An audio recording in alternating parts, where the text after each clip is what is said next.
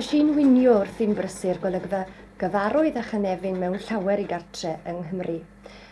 Mae'r defnydd sydd yn cael ei bwytho yn un traddodiadol hefyd brethyn cartre, ond yn y fan yna mae'r ochr draddodiadol yn gorffen, oherwydd mae Miss Mary Hughes fel amryw o ferched eraill Blaenau Ffestiniog wrthi yn pwytho ac yn paratoi gwisgoedd ar gyfer bwtics mwyaf mod a siopa Cymreig ffasiynol y wlad. Glenis Lloyd bua'r syniad. Pam Glenis wnaethoch chi lansio i'r byd yma? Wel, roedden nhw wedi sylwi ers tro bod yna gymaint o ddefnyddio hardd yn cael ei gwneud yn y melinau yng Nghymru, ond bod yna neb bron wedi meddwl am wneud rhywbeth mwy creadigol a gwreiddiol allan ohonyn nhw I ddillad merched. A hefyd, wrth gwrs, mae gen I ddiddordeb mewn ffasiwn yn gyffredinol fel pob merch arall. Ond ydych chi'n cael anhawster I gael y defnyddio yma? Ddim rhyw lawer, na, da ni ond yn gwneud y mewn ffordd fach, a maen nhw'n medru cynhyrchu gymaint a da ni eisiau. Oes na alw am dillad o Brethyn Cymru?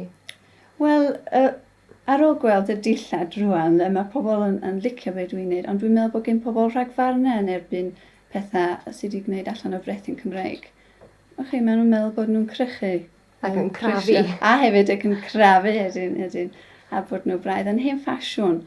Ond dwi'n trio cael gwared o'r syniad yna. Beth yn hollol I chi wneud? Wel, cynllunio rhyw fi bennaf a gwneud ambell I ffrog. Nes I ddechrau wrth wneud pob peth yn hun a gwerthu siop yn lleol, yn Dolgellau.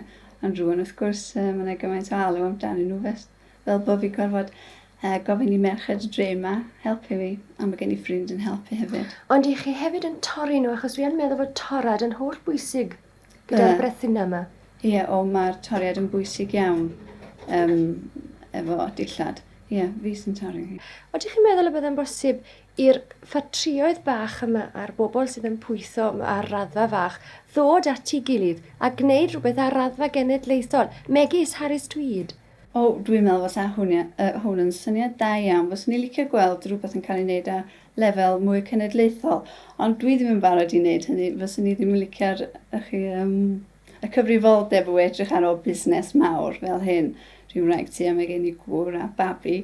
Wrth gwrs, os bys rhywun efo pres yn licio cymryd y peth drosodd, fos ni'n hollol barod I hynny. A dwi'n meddwl dyla'r melinau cael mwy o cyd-fynd rhwng ei gilydd. Dwi'n meddwl bod nhw'n hysbysebu eu hunain ddigon. Os ni'n cael gweld mwy o hynny. Dyna ddigon o siarad, beth am weld y dillad. A pa gefndir gwell ar gyfer ffasiwn parade ym Blaenau Ffestiniog na'r llechi hunin.